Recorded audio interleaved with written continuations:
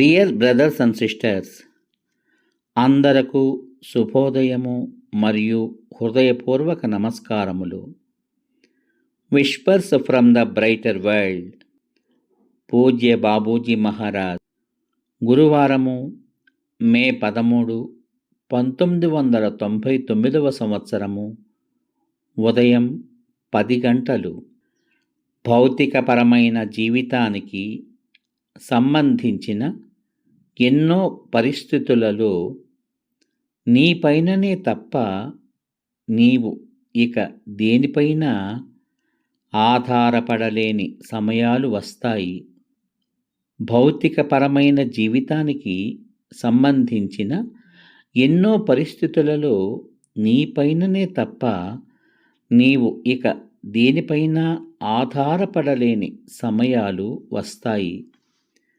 ప్రత్యేకించి మీ దేశాలలో దాని గురించి మీకెరుక లేకపోయినా సౌకర్యవంతమైన జీవనశైలికి అలవాటు పడ్డ మీరు పెద్ద సమస్యలను ఎదుర్కొంటారు. ప్రజలు అణచివేయబడి అసంతుష్టులుగా ఉన్నారు. వారు పారిశ్రామికీకరణ చెందిన దేశాల సంపదతో పోల్చితే ఆమోదయోగ్యము కాని దారిద్ర్యంలో ఉన్నారు. ఈ పరిస్థితుల వ్యవస్థ మారవలసిన కీలక సమయం ఆసన్నమైంది.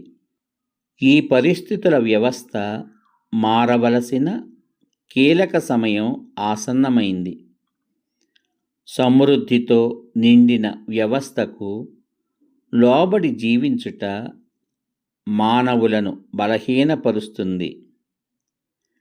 బ్రతకడానికి ఒక రొట్టె ముక్క లేదా కప్పు నిండా అన్నము కొరకు పోరాటము సాగించుట, ఆకలితో మరణించకుండా మనుగడ సాగించుట వంటి వాటి గురించి వారికి ఏమాత్రమూ తెలియదు.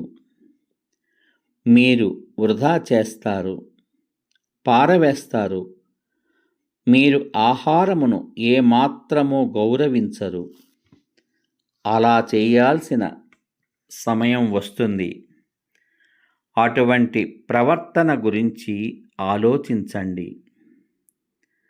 ఏదో ఒకనాడు మిమ్మల్ని పోషించుకోవడానికి మీ కనీస ఆహారము కొరకు మీరు తీవ్ర ప్రయత్నం చేయవలసి వస్తుంది. ఏదో ఒకనాడు మిమ్మల్ని పోషించుకోవడానికి మీ కనీస ఆహారము కొరకు మీరు తీవ్ర ప్రయత్నం చేయవలసి వస్తుంది. సమృద్ధత గల భూమిపై జీవిస్తున్నందుకు భగవంతునికి ధన్యవాదాలు తెలపండి. సమృద్ధత గల భూమిపై జీవిస్తున్నందుకు భగవంతునికి ధన్యవాదములు తెలపండి. ఇక్కడ కూడా కొందరు తిరోగమన భావాలను సమర్థించడంలో తమ శక్తిని ధారపోస్తున్నారు. అవి ఎటువైపుకు దారి తీయవు. ఈ విషయంలో కూడా వికాసము మీ ప్రణాళికలో ఒక భాగం కావాలి.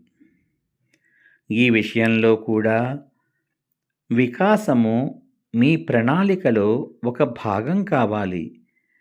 మిమ్మల్ని మీ చిన్న వ్యక్తిత్వానికి పరిమితం చేసుకోకండి.